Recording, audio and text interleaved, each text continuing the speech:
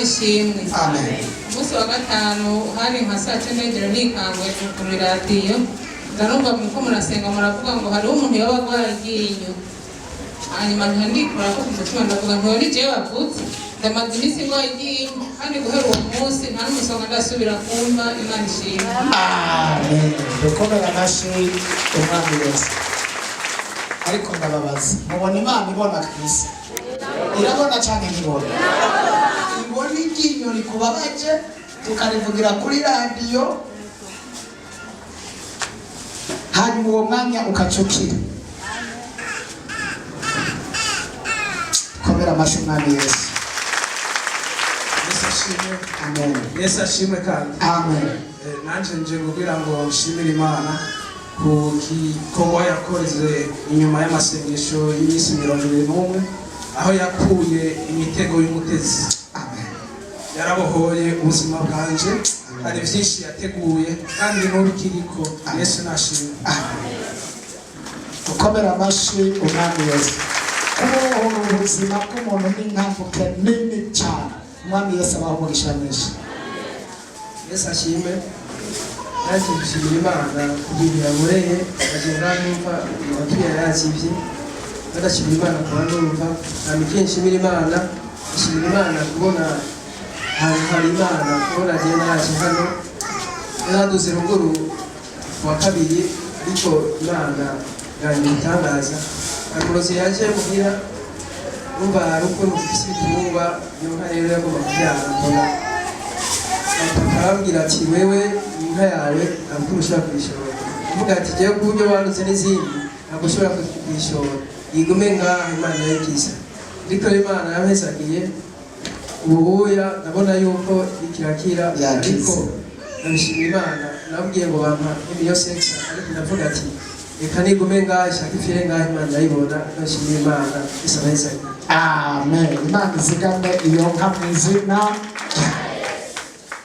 Yesu ashimwe. Amen. Nagomba gushimira Imana twashikanye kandi mu munsi hano Pastor araduhezagira muri byinshi, araduhezagira mu mavuta, mu mvugo no mu ngiro, araduhezagira tumwese tudahezagirirwa mu byo akora. Ukuri jewe hirya jo narahezagiwe nta mahera menshi narose ariko agafana barakampaye nagasororeye mu kasoro. Umugisha warandindiriye nacerewe urandindira ukazi gushikaho nongera nakoreye umuntu namufashije namuretse inzira y'amaco kugira aronke icyo yategereza arampezagira byipazori nawe uwo mugisha nawe awakire wose na Amen. Amashi ku mwami Yesu. Yesu abamugisha. Yesu ashimwe kandi. Amen. Ukomere Imana amashi. Mpagaze ngashimira Imana ukuntu nari mfise umwana n'ubu turi kumwe yaba yarebye akagwara indwi yose igahera kuko ashitse ngaha agwara umunsi umwe cyangwa iminsi ibiri akaca atembera. Ikindi nshima Imana narose telefone y'umugisha. Yesu ashimwe. Amen. Uyu mwana ntasubire kurwara na buhoro buhoro mu izina rya Yesu.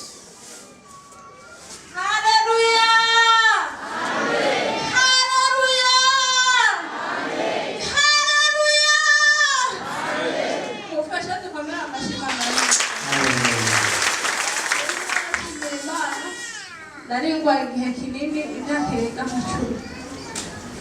Naje ngaha Imana irahishura ibyo naringwaye ndasenga Imana iragabanya imisonga ariko none muri iyi minsi 21 Imana yarankijije rwose ngo nakubohoka. Hallelujah. Amen. Imana yo mw'ijuru imwongerereza amavuta. Turayakira mu izina rya Yesu.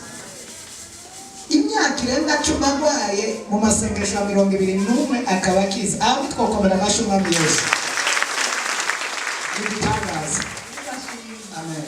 Nande mpagaze ngahashimira Imana kubera amasengesho y'imisi 21 ihetse dukotse. Imana yaranyongereye umugisha n'ukuri.